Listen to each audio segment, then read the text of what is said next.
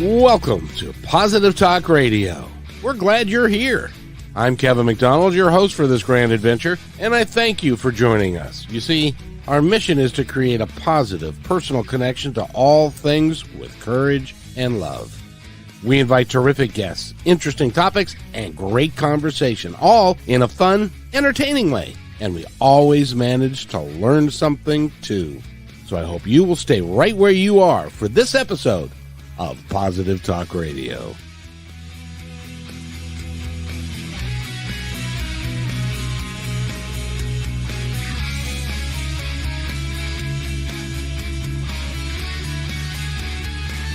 And welcome everybody to Positive Talk Radio. And it is a Wednesday afternoon, and it is kind of dreary in Seattle, but it's beautiful around the planet. And speaking of beautiful, we have one among us that is extraordinarily beautiful, talented, and has got some incredible things to say about our planet, where we are, where we could go, and how you can live your life more authentically and more real. And she's with me now, and I'm very pleased to be able to say that. And I'm going to massacre it. I just know it. I just know it. Zahra Karsan is with us. And no, that's not right. Zahra Karsan. Zahra Karsan. I want to put an end on it. I don't know why. It's okay.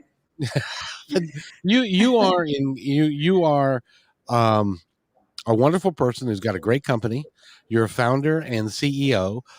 You are on several boards of, and you're with a board for a nonprofit that is actually entitled World Happiness. I think that's what we call it. World Happiness Foundation, correct. And you're all about trying to make our world a better place. And I think we're kindred spirits. And I'm very pleased that you're here to talk about your newest work amongst everything else, which is 6 Weeks to Happy. I just love the title of what you did there. And we were discussing before we got on about energy and about vibration and how it all plays together and how that we can kind of harness it. Have I capsulized it kind of correctly?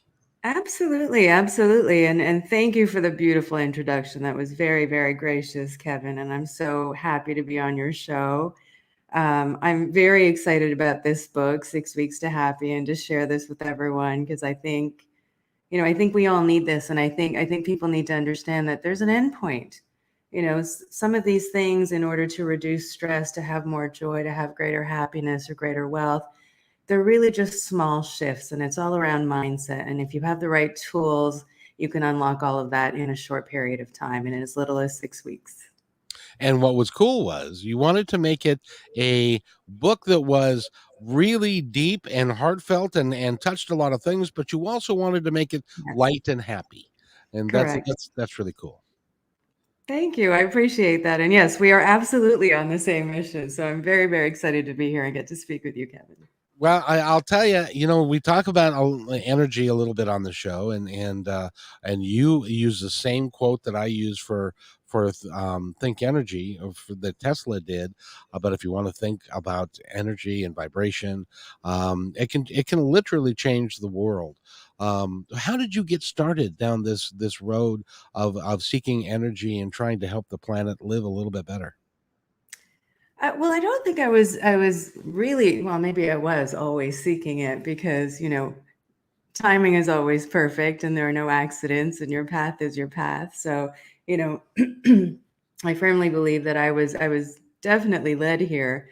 But if I can start out and share a little bit of my story. So I was born in South Africa during apartheid, which, as you can imagine, is a challenging time and a challenging circumstance for a child to really process that level of, discrimination and segregation of the human race. You're too young to understand what that all means.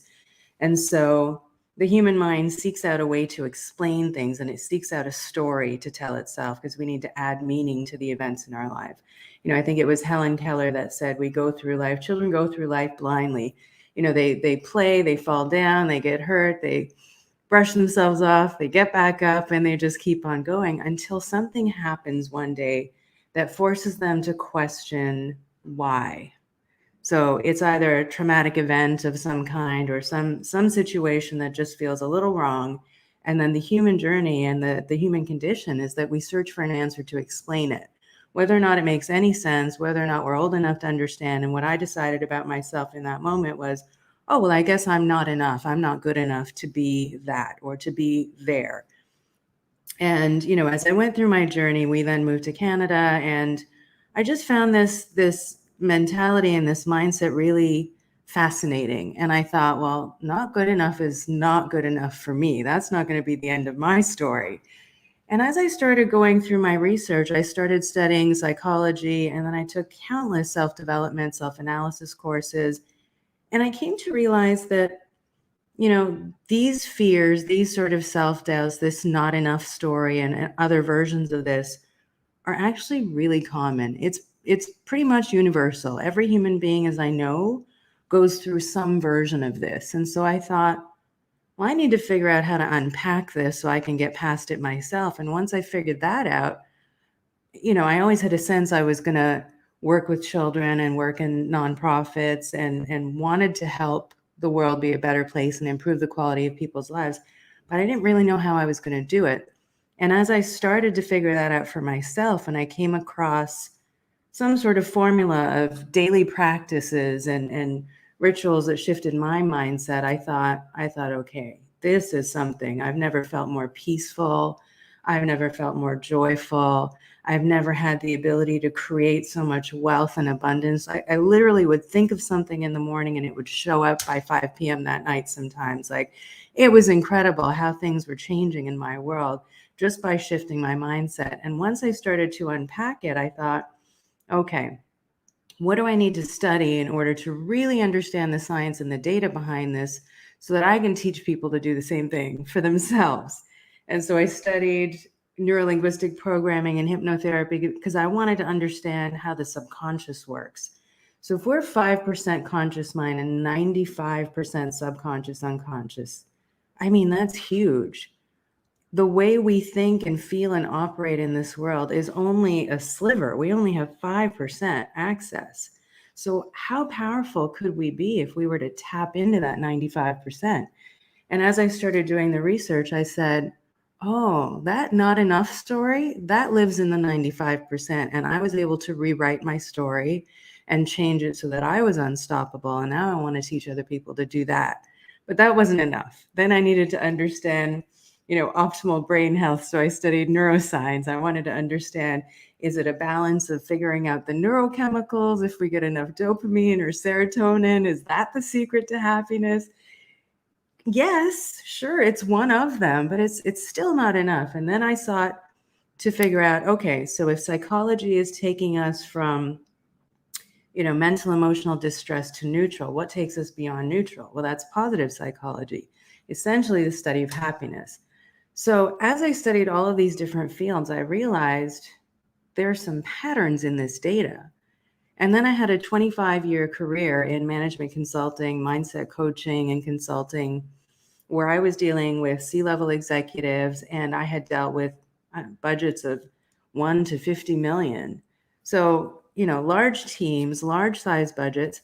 And I started to see all of the data in my studies, but also in my coaching practice, in my consulting practice. And I used all of that data to figure out how to distill simple strategies that people could put in place and implement in their life so that they can have more happiness, so that they can have more time, more money, more freedom.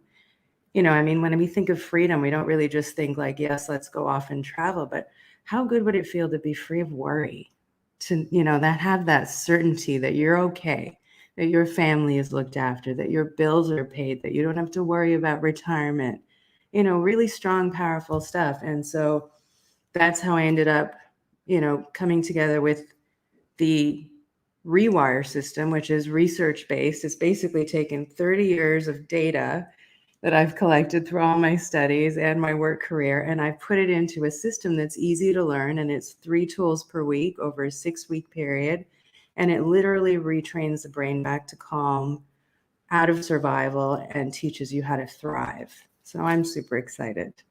I will tell you, it is amazing to me that because a lot of people would like to believe that energy is real, but then there are a lot of people that say, "Oh, now that's a woo-woo thing.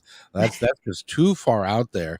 I am so glad that you've actually done some clinical research behind your work so that you understand that it's all connected and that is, the energy that we have is an important aspect of who we are. And Absolutely. if we can have positive, lovely energy and can affect other people, we can change the world. But so few people believe that. No, all right, back up. I can't say that so few people believe that, but it seems like and you said it. You said it. The stories get in the way. How did you change your story?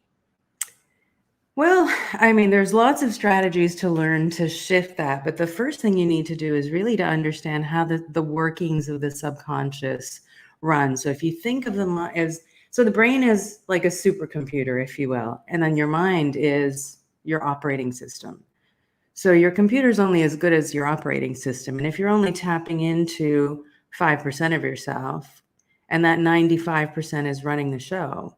So think of how you start your day, for example. You wake up in the morning and you have a set of activities. You go whatever order you do this in. Maybe some people get a coffee first, some people get a shower first, whatever your order is. And then you meander your way to work. Back when we were commuting before Zoom, and you go about your day, and at some point as you start your day, the worry starts to set in and you're already beginning to feel stress. So if you think about it, if your operating system is that 95%, your unconscious mind, and you wake up in the morning, what's running the show? It's your unconscious. You're literally running on autopilot, if you will. So how do you tap into that so that when you wake up in the morning, instead of just surviving and running an autopilot, you can choose to thrive instead? I mean, if you could consciously choose to wake up and start your day differently, start off in the right mindset, then it sets the tone. So I did a number of things. One is obviously this NLP training, which helped me understand the workings of the subconscious and the fact that this really is the human journey. There's nobody in the world that gets to separate themselves from past trauma. We all have life events that have happened, traumatic things. I don't want to call it PTSD, but we do have trauma, whether that's a loss of a job or a loss of a parent or loss of a loved one or some strange situation, a loss in a sense of belonging as we're developing and growing up, for example, that forced us to say to the world, maybe we're alone.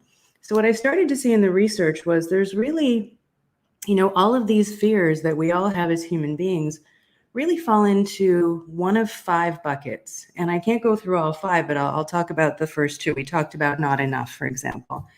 So I'm not enough it doesn't always sound like I'm not good enough, I'm not smart enough. It can sound something different, like I'm not sure everyone is capable of creating that much wealth and abundance. I'm not sure I have the education to achieve that or the resourcefulness to achieve that. I'm not sure I'm creative enough to achieve that, but it's still some version of it. And if you chunk it up to the abstract, I'm trained to listen to the language, the coding of the operating system. So it helps me to helps me to see and unpack when clients come to me and when my own language is operating within me, and pull it apart and say, okay, this needs to shift. This is no longer a story. And so you can start to collect evidence and retrain your brain. But it's not just affirmations. When you do an affirmation, it's not just the words, because words are just a small percent. Words are just 7% of communication in any form. We really have to. So if you want to say, for example, I want to feel peaceful instead of stress. I want to feel calm instead of stress. Well, okay, I want to feel peaceful instead of stress. Does that give you a sense of peace? No. No. If I say I want to feel peaceful instead, and you take the time to really let that wash over you and embody it so that you're vibrating, if we're talking about energy, so that you're vibrating at the level of peace and you feel that throughout your entire body. As you do that, you're starting to retrain the brain and the body back to calm. and really embody that feeling of the word peaceful that you're talking about. So now you're taking thought and energy together and moving them together. So there's a number of things you can do to retrain the brain. One is understanding your particular patterns. Two is taking some tools like I have in this book, in the 6-week program, that can retrain your brain back to calm so that you can find that certainty again. So you can free yourself from worry and stress again. I mean, you can eliminate stress forever, because if you're looking to be more joyful, if you're looking to change your story, the first thing you need to do is figure out what's preventing you from getting there in the first place. And it's usually the things causing us stress and worry. And how we do one thing is how we do many things. So if you feel like you're not enough in this world, it's impacting you in your personal relationships, but it's also going to impact you in work, in your ability to make money and create wealth and feed your families. And a second one of those fears is I'm alone or I'm not supported. And again, it doesn't necessarily sound like I'm alone. It might sound something like, and this one is a really familiar one, so you'll probably hear this a lot. If I need something done, I need to do it myself. If I want something done right, I have to do it myself. Does that sound familiar? Oh yeah. Most Right? people are that way. Yeah. So there's variations of the story, and if you understand the language of the subconscious, like I do, I've taken these 5 fears and I've laid them out in the book and all the variations, like the most common variations, so that people can start to see which is theirs. And it's usually 1 or 2 that's operating within them. It's not all 5, but most people have 1 or 2 really strong ones. And if you can recognize it and name it, then you can catch yourself when it's happening and you can make that shift consciously and shift into a new mindset. And then you start with the tools to retrain back to calm. And once you have that and you've removed the obstacles, then you can have more joy, more money, more peace, more freedom, more time with your family, deeper connections and love. It's a game changer. What do you do when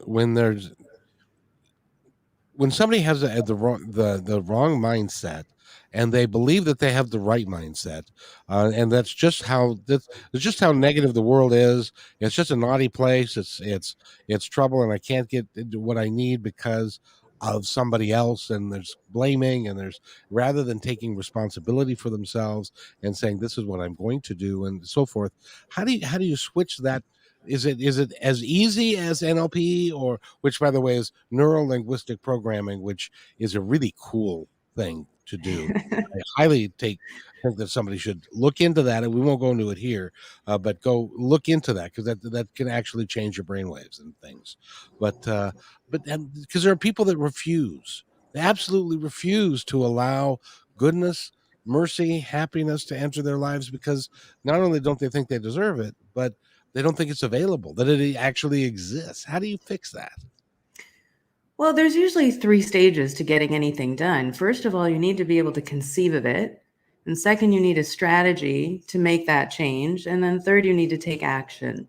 So, if you've got unconscious underlying beliefs telling you the world is this way and here's how it operates and everything that hasn't gone well is not your fault.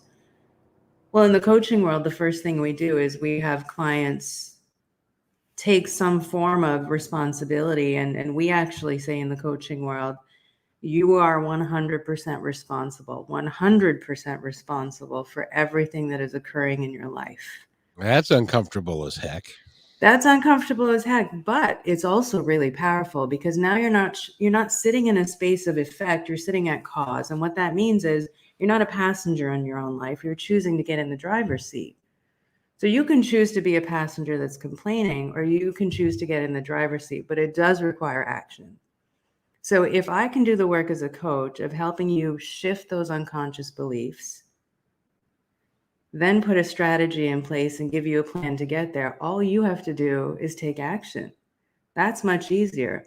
One of the issues is that most people don't even know where to get started, That's the right? Most problem. people think, let me get a coach, let me get a therapist. Most people are actually opposed to it entirely. And so it's like trying to navigate through life with an outdated map. How are you going to get there if you've never done it before? Get a coach. I wanted to ask you, because you've worked with CEOs, and Yes. you sat in the presence of see, a lot of people consider CEOs a different thing than we are. We're like, we're normal people, and those guys are different somehow. They're a lot more special, or they're a lot more educated, or they've got the magic touch or whatever. But they're the same people as us. They've just figured it out a little bit better, or they're doing the really intelligent thing: get a coach. Yes, absolutely. And you're right. I have sat with a lot of CEOs, and I will tell you this. Most people forget the human factor. They may have developed their professional persona to a point where they've achieved that level of success and accumulated that much wealth. But on the inside, there's still that scared little child, that little boy or girl that never got to fully develop their self-esteem or their confidence in healthy ways. So while they may be successful at work, their personal relationships may suffer. Nobody gets to escape this. You have to do the work. I mean, you have to do the work to go down this path of choosing to grow or evolve, or you stay stuck. You can either stay stuck and keep complaining about your life, which I call surviving, or you can choose to thrive. You can find a way to shift those unconscious beliefs. You can get a strategy and a plan, and then you have to take action. You have to be able to do whatever it takes to get what you want. If you can do that, everything changes. So the one thing that you remember, The Secret, when Yes. that came out. Wonderful movie. I highly encourage anybody to watch it.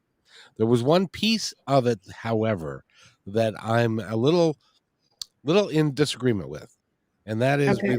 when they said, you do the dream boards and you have the positive mindset and stuff, and that is all necessary for you to achieve it. But you also need to, or let me change the wording there. If you want to succeed to your highest level, you have to work at it. You have to be passionate about it. You have to love the reason that you're successful, I believe, is because you're passionate about your work. You're passionate about helping people. You do the research. You've gone the extra mile to get it done. And then you're willing to put it out there to everybody. And unless you're willing to do those things and, quite frankly, excuse the expression, work your ass off, you might not achieve to the highest level that you could get if you were to do that. Am I missing something? Am I wrong there? No, I think you got most of it. I mean, I agree with everything that you're saying, and I also agree with the fact that you can't just put a vision board out there and you can't just do affirmations. I mean, the reason a vision board works is because it allows you to that first part of the three-part strategy to get anything done. It gives you it allows you to create a space where you can conceive of it. So if you can conceive of this really grand lifestyle where you get to be on a 5-star resort and you have a loving family and you have accumulated so much wealth that you are comfortable and you are happy and you're living a decent quality of life. So a vision board allows you to create a vision for yourself. I think the piece that was missing, for me anyway, was this piece about the subconscious. So if you don't know how to get into your operating system and get an upgrade and make that shift, all that unconscious stuff in your 95% bucket is what's preventing you from having the life you love now. It's preventing you from the time, money, freedom you want. It's preventing you from that deeper love and connection and feeling safe in those relationships. It's preventing you from having that certainty that you really want in your life. If you want access to it, you have to envision it, but you also have to remove what's stopping you now and then have a strategy and take action. So, for me, part of the strategy is removing of the obstacles and putting in place new tools, more empowering tools like rewiring your brain and retraining your brain back to calm. We evolved to be good at survival. We didn't actually be, we haven't evolved to be good at happiness or success for that matter. And that's why it's almost our very nature that counteracts our intentions for a better life. And this is where I think most people get stuck is they don't know where to start because, again, it's beyond our awareness. It's beyond our control at this point. So if you want to get out of the back seat and jump in the front seat of your car and get in that driver's seat and take action, I can show you how to do that. Just give me 6 weeks. And 6 Weeks to Happiness is the name of the book. You can pick it up at Barnes and Noble. I'm sure you can pick it up at all the major booksellers. You can also go to your website, I'm sure, to pick it up. Correct. And your website again is www.getzend.com. That's GETZEND.com. I love that. I see. I was a bus driver for 11 years, and which can be a very stressful occupation at times. And guys would say, it's so tough, and it's and stuff. And I said, well, get your little Zen garden out. And sit in your chair and with your little Zen garden, and then you can relax and have a better time. But what I also discovered when I was a bus driver is that I could change the energy of the entire bus with my behavior and my energy level. It was really a phenomenal thing that you can and a lot of people don't recognize that we have that ability, that we can change everything about our lives, and like what you've done and what you teach other people to do. It really is phenomenal. So what made you decide to do 6 weeks for happy? Well, 6 weeks 6 weeks to to happy. happy thank you. 6 weeks to happy was really born out of all of these different areas of research. So, it's not just, we really had to look at the fact that we are not just our physical bodies living in this physical world. There's a lot more to it. If you tell me I need to reduce my stress, okay, I can look at maybe diet and exercise. Exercise is a great stress buster, sure, and it gives you happy hormones. You get those endorphins and those feel good chemicals racing through you, but it's not enough, is it? It's not enough to take away the stress. It might be a good stress relief in the moment. It might feel good for the hour or the hour after we're doing it.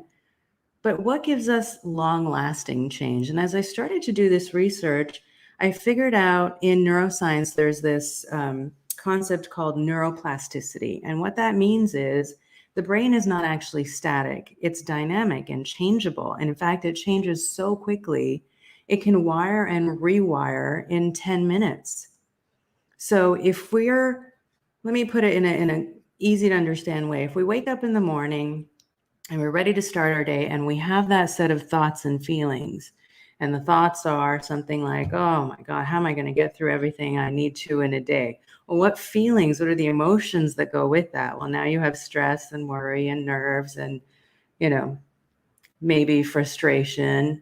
And then those get bundled together. And over time, we hardwire that into our system. So we wake up, and by the time we have the thought, oh, I have so much to do today, all of those other emotions that get bundled with it, oh my gosh, oh, now I'm so worried and I'm feeling nervous and I'm feeling stressed. And you start to feel the physical symptoms as well, that palpitations in your chest. So we evolved to be good at stress and on high alert for danger.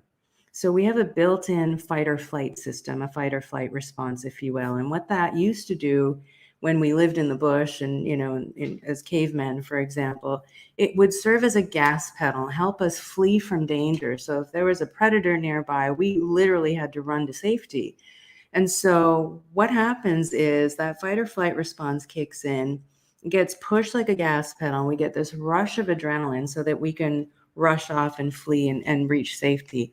But in past, what used to happen is once we were calm and there was no more threat, our brains were able to signal our bodies to say everything is fine, we can go back to calm. Nowadays, with life being so busy and how many different pings do you get on your phone every single moment? Everything, right? I mean, we have how many different social media channels? We have how many different, we don't even have one email anymore. Most of us have 3, 4 email boxes or inboxes to attend to. Then we have voicemail, then we have text messages, then we have WhatsApp messages. I mean, every single time my phone pings, it is something that is requiring my time and my energy. And when Most of it, that happens, most of the sorry, go time, ahead. right now. I need Right. this to be done right now. You can't put it off. It's got to be done right now. Absolutely. So think about what that does to you. It's every time you get a ping on your phone, every time you have something in your life demanding your time, money, energy, whether it's your family or your job or paying of the bills or decision making, all of that takes energy from you. And we're so tightly wound. What we've done is we've unconsciously strengthened our stress response, almost like you would train a muscle in the gym. You lift weights, it's going to get stronger and stronger. We've strengthened our stress response over time, and we've forgotten that we actually have a natural ability to get calm. So, part of the techniques in this book is to retrain the brain and the central nervous system and the body back to calm. Once you're calm, you can actually put in place new things that will allow you to have more joy, more time, more energy, that will allow you to create abundance. It's very difficult to be stressed and happy at the same time. That is a balancing act that I'd love to have, but it doesn't work that way. Right. So remove the stress, find the tools to remove the stress. And there are simple strategies. I can teach you 100 strategies, but I've chosen the top 18 to go into this 6-week program. And they're strategies you can implement in as little as 10 minutes per day, honestly. Shift your mindset, and your whole life starts to open up. So there were tools in neuroscience, there were tools in positive psychology, and how to manage our energy levels. Again, most people don't actually ask you as you go through life, what makes you happy? I started coaching people. It's shocking, right? I was just thinking, it's so true. Who would think, hi, Mr. Employee, are you happy today? Nobody wants to know if you're happy, just how busy, how much work you're going to get done. Yeah, absolutely. They just want you to be productive. You're a workhorse. They're interested in performance and revenue and margins going up. Yes. Um, but you, the person, what do you need? And the answer, honestly, was every single one of us is different. We all have a unique set of talents. We all have a unique set of needs. We all have a unique set of values. Values are what's important to you. So if you value autonomy and you're in a clingy relationship or a business relationship that's very demanding of your time, and you no longer have enough independence to make you feel happy and aligned instead, what do you think it's going to create? It's going to create a state of stress in you, a constant state of stress in you. But you can make slightly different choices, and you can just course correct. You don't have to do anything huge like quit your job or go start a business. It's small little tweaks, small little tools that you can learn to shift your day and make it more manageable. And once it's manageable, then you can learn the tools to elevate and expand and go beyond. And so that's what I was trying to deliver with this book, is really what are the top strategies. Make it simple, 6-week program, because we know now through the neuroscience evidence on neuroplasticity that the brain shows signs of lasting change in that 6-week period. It peaks at 35 to 42 days, which on the outside is 6 weeks. So if I could teach people and give them a unique, personalized daily practice that they can put in place, and it doesn't have to be something you're uncomfortable with. I have lots of variations on the tools for everybody to learn, so that you can go through the 6-week program and come out much more joyful, much more certain of your abundance, and feeling like you really can't fail. It's interesting about that because I know you've worked with a lot of CEOs and leaders of all types, Yes. and they're just now, in the last several years, starting to figure out that how the attitude of the employee is as important as the work they produce. Because if they are concerned, if you're in years past, if the CEO of your company were to walk up to you and say, "Hi, John, how are you doing today? How are things? How can I help? How can I help make your job better?" No, nobody ever did that. But when they start doing that, it changes the entire energy level of the company, because now it's not how much work can they get out of me. It's that, no, I'm part of the team. They really care, and they end up working harder. So it actually is. It's counterintuitive. You think if you crack the whip, they'll work harder, but the reality is, if you take care of them and their needs, they'll work harder. Yes. I think you're speaking to a need, I call them core needs, core human needs, if you will. We all really need to feel valued. And it's actually not feeling valued is the number one reason people usually leave a job in search of a new one.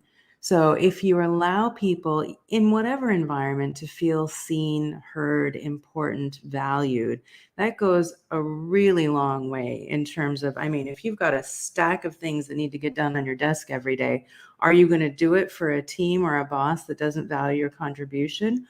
Or are you going to do it? Or are you going to work 10 times harder for somebody who makes you feel a valued member of the team, like you are a necessary part of this company, of this team, of this organization?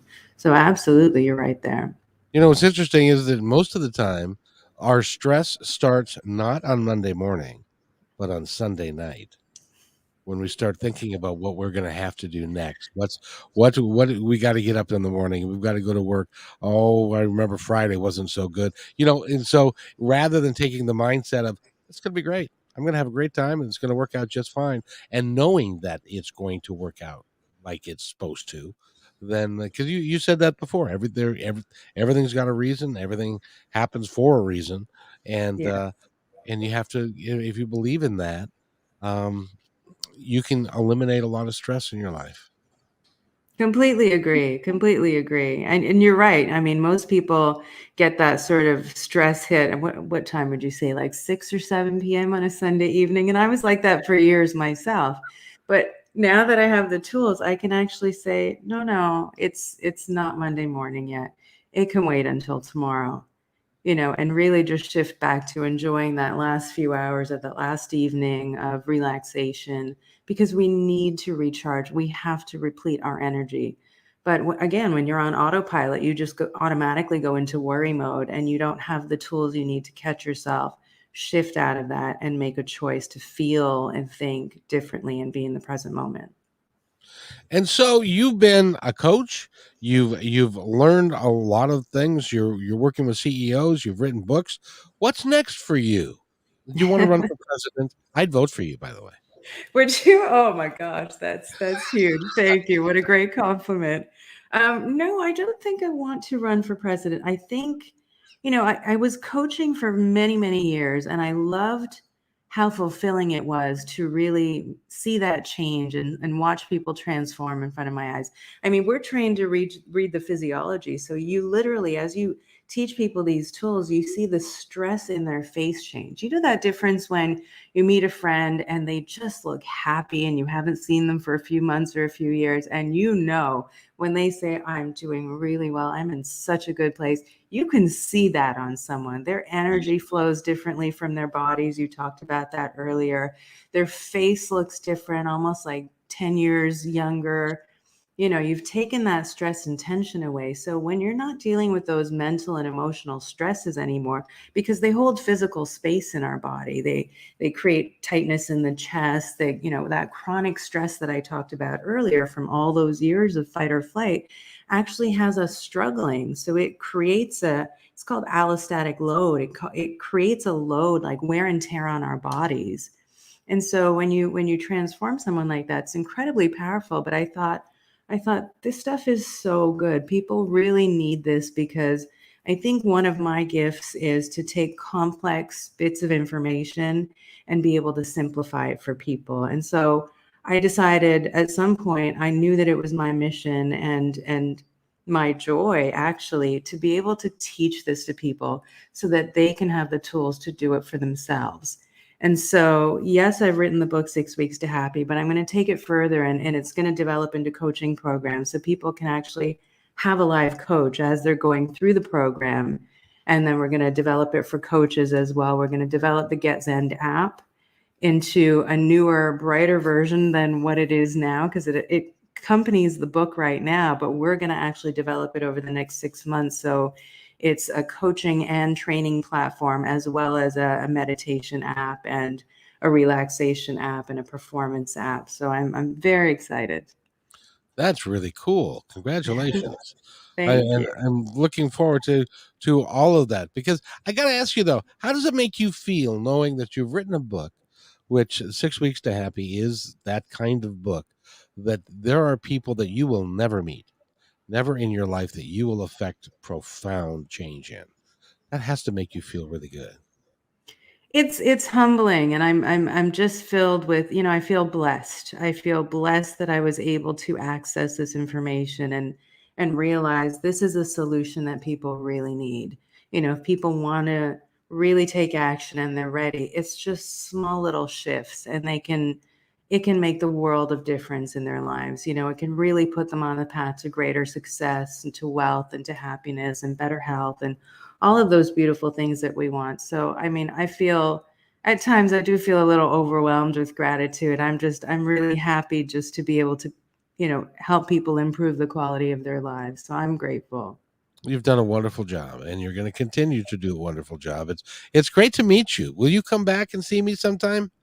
Thank you. Likewise, Kevin. And absolutely, I would love to come back and talk with you at any point. And we said at the start when we were starting out before we actually started the show here that we're definitely aligned in our mission. And so I want to thank you as well for all the great work you're doing, because the world needs you. Well, thank you. Oh, you're going to make me blush. It's it's really is my mission because can I tell you a quick story? Absolutely. When I was doing Positive Talk in 2003, and I was funding it myself, and eventually I ran out of funds and had to terminate the broadcast. And on the last day of the podcast, as a matter of fact, it's on one of the podcasts that I've produced. I said it was going to be the last time on Positive Talk Radio because we had all kinds. We had Gary Zukoff, we had Neil Donald Walsh, we had a bunch of really empowering people that Amazing. in all walks of life.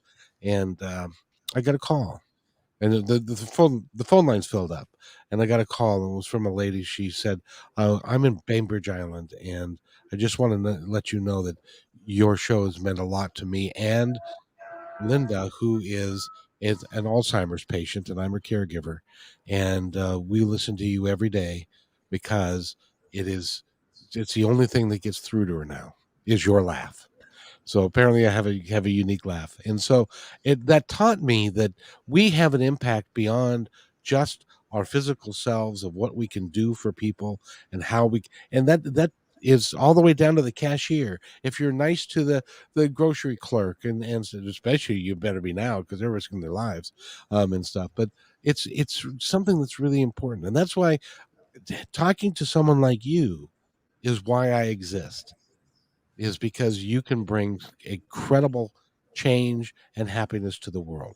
And that's why I'm so proud to meet you.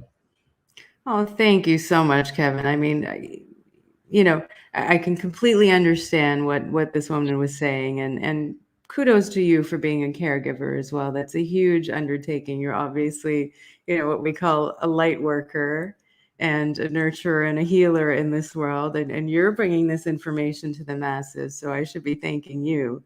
Um, No, no, Amazing. all I do is deliver the message. I'm like John the Baptist. I just deliver the message. No, I'm not going to put you in his shoes, but it's, but it's awesome, and I'm glad to see that you're continuing on. You've got a great company, which, by the way, the name of your company and the website is. Get Zen. So you can go to getzen.com, GETZEND.com. You can also just type in the words 6weeks to happy.com, and you'll get to the Get Zen website as well. And you've also got the six. What's the name of the program that you have in that? So it's also called 6weeks to happy. There's 6weeks to happy for individuals, for coaches, and then we have a corporate wellness program as well, where we teach these tools and techniques in the corporate world. So if you have a larger group or an organization and you want to shift the mental and emotional health of your corporation, of your company, in as little as 6 weeks, that's called 6 weeks to workplace wellness. We don't need any of that. We're just really happy in the work. that that all by itself could change the world. So it's really important. We're running out of time together today, and I want to honor your time, but I'm going to set myself aside, and I would love for you to talk to the audience now and in the future and tell them whatever you'd like them to know. Oh, thank you. Well, I would say, most people are either surviving or they're thriving. If we want to do something different, it's time to stop walking around and wandering through life with an outdated map. It is possible to change. If you want a different outcome, then we have to change our behaviors. And if we want to change our behaviors, we have to learn to think and feel differently. So get out of autopilot. If you're trying to get to a new destination, with an outdated map, it doesn't work. You're not going to get there. First of all, every successful athlete or business person I know has a coach, whether it's Tony Robbins or Tiger Woods in the golf world. You know, in school, we had coaches for all kinds of sports. If we had a coach to learn to swim, how can we go through this much bigger game, much more complex game called life without a coach? I mean, get a coach and you're going to do it so much better. I promise you. And like I said, you know, there are hundreds of strategies I can teach you. What I tried to do is I really tried to take the top 18 strategies. And so you can implement these tools in as little as 10 minutes per day in just a period of 6 weeks. Don't wait. Start your journey today and get on the path to better wealth, better health, greater success, and much, much more joy. It's time to have fun and have that excitement back. Let's destroy stress. Let's destroy all that fear and self-doubt and step into your power. It's time. I wish I'd have said that. That's really cool.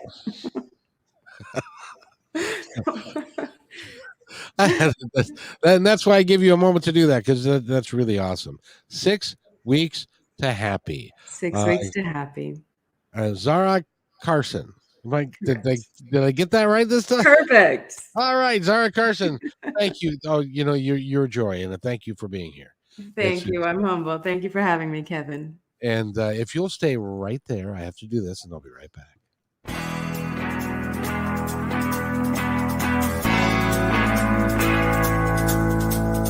Hey, and thanks for listening to this episode all the way to the end. Hey, pretty cool. Hey, don't forget to follow us so you can receive regular updates and new posts. And remember, take care of each other, because each other's all we've got. See you next time on My Independence Report.